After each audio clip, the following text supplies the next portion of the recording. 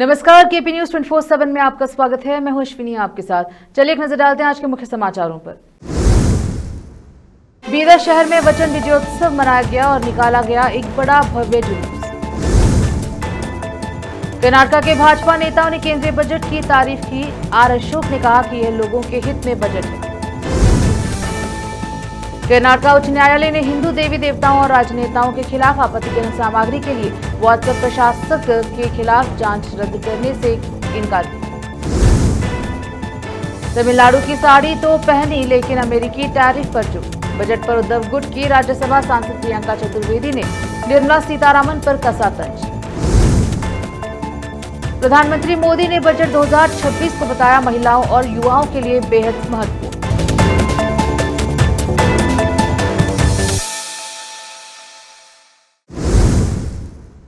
अब समाचार विस्तार से। बीदर शहर में वचन विजयोत्सव मनाया गया और एक भव्य जुलूस निकाला गया जो बसवन्ना के क्रांतिकारी विचारों को श्रद्धांजलि है।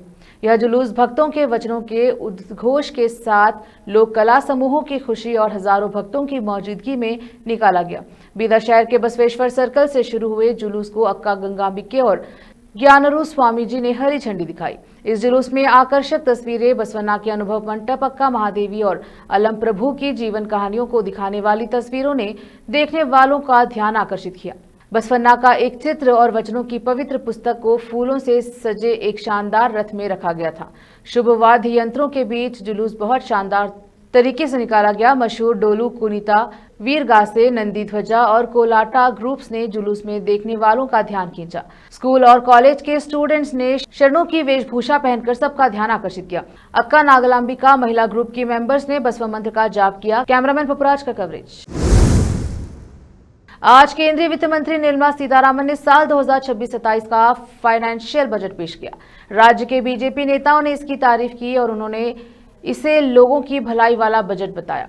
पूर्व मुख्यमंत्री बीएस येदियुरप्पा ने आज बीजेपी ऑफिस में मीडिया कॉन्फ्रेंस की और कहा कि निर्मला सीतारामन ने 9वीं बार में ऐतिहासिक बजट पेश किया। यह देश के हर तरह के विकास का बजट है।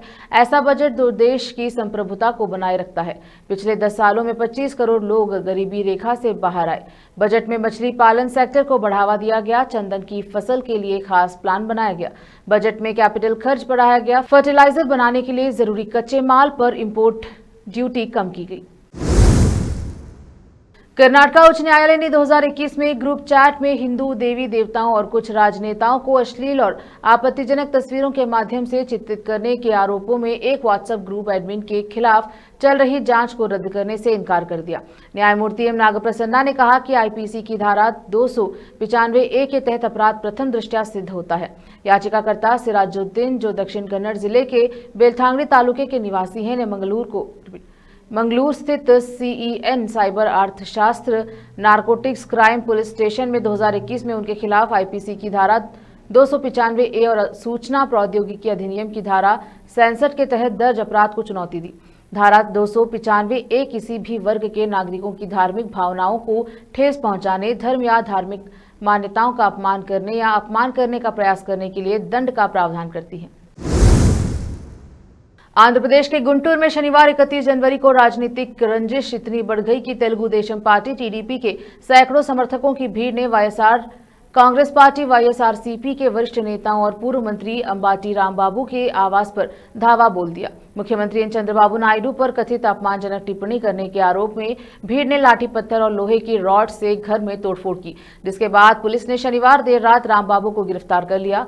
नवभारत नगर स्थित रामबाबू के आवास पर हुई इस घटना की वीडियो फुटेज सामने आई है, जो कानून व्यवस्था की पोल खोलती है। फुटेज में साफ देखा जा सकता है कि कैसे उन्मादी भीड़ ने पुलिस सुरक्षा घेरे को धक्का देकर अंदर घुसने की कोशिश की और पॉश में खड़ी गाड़ियों की शीशे और विंडशील्ड तोड़ डाली। हैरान करने वाली बात यह रही कि जब भीड़ लोहे की रॉड से कारों पर वार कर रही थी, तब पुलिसकर्मी बस आसपास खड़े नजर आए। बताया जा रहा है कि यह पूरा विवाद एक राजनीतिक बैनर को लेकर शुरू हुआ और बहस का नतीजा था, जिसमें रामबाबू ने सीएम नायडू के खिलाफ आपत्तिजनक शब्दों का इस्तेमाल किया था। रोकते हैं समाचारों का सिलसिला, लेते हैं छोटा सा ब्रेक।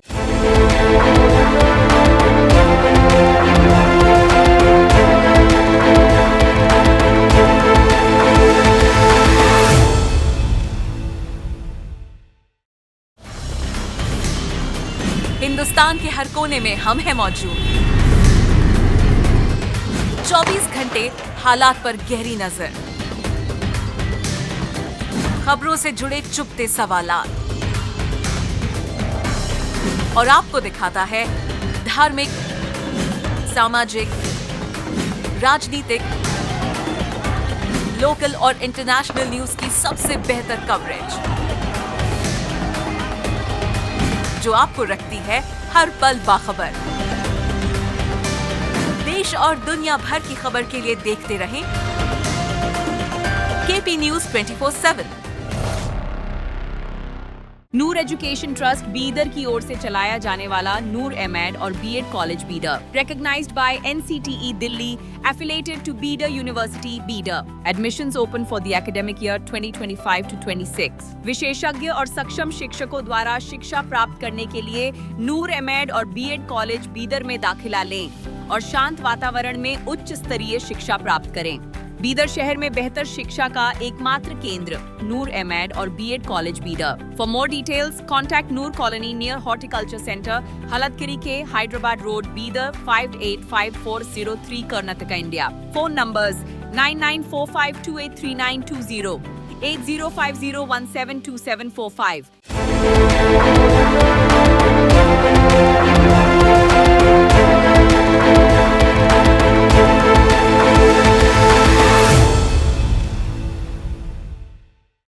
ब्रेक के बाद स्वागत है आपका। देखते हैं समाचार।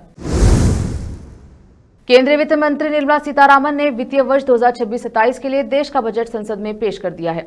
इसी पर शिवसेना के उद्धव गुट की ओर से पहला रिएक्शन सामने आया। राज्यसभा सांसद प्रियंका चतुर्वेदी ने निर्मला सीतारामन पर तंज कसते हुए कहा कि उन्होंने बजट के लिए साड़ी तो तमिलनाडु की पहनी थी, लेकिन वो अमेरिकी टैरिफ पर चुप रही, जहां के लोगों को इस पर सबसे ज्यादा प्रभाव पड़ा। यूबीटी सांसद ने कहा कि प्रधानमंत्री जी द्वारा किए गए वादे के अनुसार बजट में बड़े रिफॉर्म की उम्मीद थी, लेकिन बजट निराशाजनक रहा। ग्लोबल उथल पुथल को ध्यान में रखते हुए भारत के नजरिए को स्पष्ट करने के उद्देश्य से लाया गया यह बजट अपने लक्ष्य से भटक गया। उन्होंने लिखा कि जैसा कि अनुमान था, वित्त मंत्री जी ने तमिलनाडु की हथकरघा साड़ी पहनी थी, लेकिन तिरुपुर और अन्य क्षेत्रों में अमेरिकी टैरिफ के भारी प्रभाव पर उन्होंने चुप्पी साध रखी, जहां भारत के विश्व में सबसे अधिक टैरिफ वाला देश बने रहने के कारण नुकसान हुआ। वित्त मंत्री निर्मला सीतारामन संसद में केंद्रीय बजट 2026-27 को विपक्ष ने जुमलाबाजी बताया है। उन्होंने कहा कि भाजपा सरकार ने पिछले 11 सालों में कुछ नहीं किया है, तो इस बार क्या करेगी। इस बजट को लेकर लोकसभा में नेता विपक्ष राहुल गांधी ने कहा कि कल कहेंगे, अपनी बात रखने के लिए संसद का इस्तेमाल करेंगे, जबकि कांग्रेस सांसद दीपेंद्र सिंह हुड्डा ने कहा कि पिछले 12 साल की तरह एक बार फिर केंद्रीय बजट में हरियाणा खाली हाथ रहा। केंद्र की बीजेपी सरकार हरियाणा के साथ सौतेला व्यवहार क्यों कर रही है, इसके अलावा किसने क्या कहा, जानते हैं। वित्त मंत्री निर्मला सीतारामन ने आज संसद में बजट पेश किया है, जिसमें काफी अहम मुद्दों को रखा गया। इसके बाद पीएम मोदी ने बजट पर अपनी बात रखी। उन्होंने कहा कि आज पेश हुआ बजट 2026 महिलाओं और युवाओं के लिए बेहद महत्वपूर्ण है। महिला वित्त मंत्री निर्मला सीतारामन ने लगातार 9वीं बार बजट पेश करके नया रिकॉर्ड बनाया है। यह बजट आर्थिक विकास, अवसरों और भारत के उज्जवल भविष्य की नींव को मजबूत करता है। बजट में फिस्कल डेफिसिट कम करने, महंगाई नियंत्रित करने और हाई ग्रोथ को संतुलित करने के उपाय शामिल हैं। भारत की वैश्विक भूमिका को मजबूत करने और दुनिया की तीसरी सबसे बड़ी अर्थव्यवस्था बनने के लक्ष्य की दिशा में बजट एक अहम कदम है। मेक इन इंडिया और आत्मनिर्भर भारत अभियान ने कई रफ्तार देने के लिए कई योजनाओं का रोडमैप पेश किया है। इसमें biopharma, semiconductor, electronic component manufacturing, textile और हाईटेक टूल मैन्युफैक्चरिंग शामिल हैं। एमएसएमई को चैंपियन बनाने पर भी जोर दिया गया। इंफ्रास्ट्रक्चर के लिए बड़े कदम उठाए गए हैं, जैसे dedicated front corridor, high speed rail, waterways का विस्तार, म्यूनिसिपल बॉन्ड्स को बढ़ावा। बजट में युवाओं और महिलाओं को प्राथमिकता दी गई है। छात्राओं के लिए नए हॉस्टल, महिला सेल्फ हेल्प ग्रुप का समर्थन और युवा उद्यमियों के लिए कई योजनाएं शामिल हैं। कृषि, डेयरी, फिशरीज सेक्टर को भी सर्वोच्च प्राथमिकता दी गई है। नारियल, काजू, कोको, चंदन की पैदावार से जुड़े किसानों के लिए विशेष कदम उठाए गए हैं। संगारेड्डी जिले के जहीराबाद के विधायक के मानिक राव के नेतृत्व में बस स्टैंड के सामने रास्ता रोको प्रदर्शन किया गया। फोन टैपिंग मामले में बीआरएस के पूर्व मुख्यमंत्री केसीआर को तलब किए जाने के विरोध में पार्टी के आह्वान पर विधायक के मानिक राव के नेतृत्व में यह प्रदर्शन किया गया। संयुक्त मेदक जिला डीसीएमएस के अध्यक्ष एम शिव कुमार, मंडल पार्टी अध्यक्ष, पूर्व नगर अध्यक्ष और अन्य बीआरएस नेता विधायक शिविर कार्यालय से ब्लॉक रोड होते हुए अंबेडकर प्रतिमा तक गए, जहां उन्होंने एक ज्ञापन सौंपा। इसके बाद वे बस स्टैंड की ओर बढ़े और धरना प्रदर्शन किया। तेलंगाना के मुख्यमंत्री रेवंत रेड्डी के खिलाफ नारे लगाए गए। इस अवसर पर बोलते हुए विधायक मानिक राव ने कहा कि फोन टैपिंग मामले में केसीआर को पूछताछ के लिए बुलाना पूरी तरह से राजनीतिक प्रतिशोध की कार्रवाई है। उन्होंने कांग्रेस सरकार पर जनतंत्र के नाम पर धोखा देने का आरोप लगाया है। कहा कि चुनाव के दौरान किए गए वादों में से कोई भी अब तक पूरा नहीं हुआ है। बाद में पुलिस ने हस्तक्षेप किया, नेताओं को तितर-बितर किया गया और रास्ता रोको आंदोलन को बाधित। विधायक मानिक राव और डीसीएमएस अध्यक्ष शिव कुमार को उनकी कार में बिठाकर मौके में से विदा किया गया। इस दौरान पुलिस और बीआरएस नेताओं के बीच तीखी बहस हुई। जहराबाद से मोहम्मद अहमदुल्लाह की रिपोर्ट। रोकते हैं समाचारों का सिलसिला, लेते हैं छोटा सा break. Noor education trust Bidar की ओर से चलाया जाने वाला नूर एमएड और BEd college Bidar, recognized by NCTE Delhi, affiliated to Bidar University, Bidar. Admissions open for the academic year 2025 to 26. विशेषज्ञ और सक्षम शिक्षकों द्वारा शिक्षा प्राप्त करने के लिए नूर एमएड और बीएड कॉलेज बीदर में दाखिला लें और शांत वातावरण में उच्च स्तरीय शिक्षा प्राप्त करें। बीदर शहर में बेहतर शिक्षा का एकमात्र केंद्र नूर एमएड और BEd college Bidar. For more details contact Noor colony near horticulture centre, Haladgiri के Hyderabad road, Bidar 585403 Karnataka, India. Phone numbers 9945283920, 8050172745। Break के बाद स्वागत है आपका, देखते हैं समाचार। वित्त मंत्री निर्मला सीतारामन ने आज रविवार 1 जनवरी 2026 को देश का आम बजट पेश किया है। एक तरफ जहां केंद्र सरकार इसे व्यापक और विकास केंद्रित बजट बना रही है, तो वहीं अब विपक्ष ने इसकी कमियां निकालना भी शुरू कर दिया है। अब बजट को लेकर पश्चिम बंगाल की मुख्यमंत्री और टीएमसी चीफ ममता बनर्जी ने प्रतिक्रिया दी है। उन्होंने इसे विजिलेंस और दिशाहीन बजट बताया। ममता बनर्जी ने रविवार 1 जनवरी 2026 को वित्त मंत्री के भाषण के तुरंत बाद बजट को महिला विरोधी, किसान विरोधी और शिक्षा विरोधी बताया है। उन्होंने कहा कि यह एक हम्टी डम्टी बजट है, सिर्फ शब्दों का छल है। यह budget anti woman, anti SC, visionless education, fertiliser subsidy पर कुछ नहीं, इकोनॉमी डीरेल हो चुकी है, सेंसेक्स गिर चुका है। उन्होंने कहा कि बजट में बंगाल को कुछ नहीं दिया गया। फ्रंट कॉरिडोर जिसका जिक्र किया गया वह मैंने ही सैंक्शन किया था। 3 कॉरिडोर के बारे में जो कहा है वह सब झूठ है।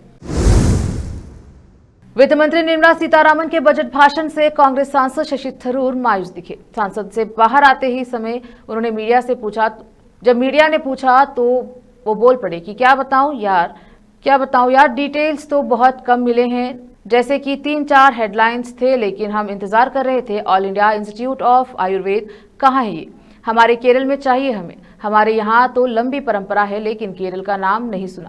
जब कहा गया कि कोकोनट का नाम था तो हंसते हुए बोले कि हाँ, शायद केरल ही हो सकता है, क्योंकि मेरे ख्याल में भारत का सबसे ज्यादा कोकोनट केरल ही पैदा करता है। आगे उन्होंने कहा कि व्यापक रूप से देखें तो ना तो मिडिल क्लास के लिए कुछ था और ना ही लोअर मिडिल क्लास के लिए। राज्य के लिए भी बजट में कुछ नहीं था। फिशरीज पर हमें कुछ बेनिफिट होना चाहिए। जब शिप रिपेयर के बारे में वाराणसी और पटना के बारे में बोला, लेकिन केरल के बारे में कुछ नहीं बोला। यह आश्चर्यजनक है। थरूर ने कहा कि बजट भाषण में बहुत कम डिटेल्स था, शायद डॉक्यूमेंट्स में हो। आखिर में फिर एक बार देखते हैं मुख्य समाचार। बीदर शहर में वचन विजयोत्सव मनाया गया और निकाला गया एक बड़ा भव्य जुलूस। कर्नाटक के भाजपा नेताओं ने केंद्रीय बजट की तारीफ की। आर अशोक ने कहा कि यह लोगों के हित में बजट है। कर्नाटक उच्च न्यायालय ने हिंदू देवी देवताओं और राजनेताओं के खिलाफ आपत्तिजनक सामग्री के लिए व्हाट्सएप प्रशासक के खिलाफ जांच रद्द करने से इनकार किया। तमिलनाडु की साड़ी तो पहनी, लेकिन अमेरिकी टैरिफ पर चुप। बजट पर उद्धव गुट की राज्यसभा सांसद प्रियंका चतुर्वेदी ने निर्मला सीतारामन पर कसा तंज। प्रधानमंत्री मोदी ने बजट 2026 को बताया महिलाओं और युवाओं के लिए बेहद महत्वपूर्ण।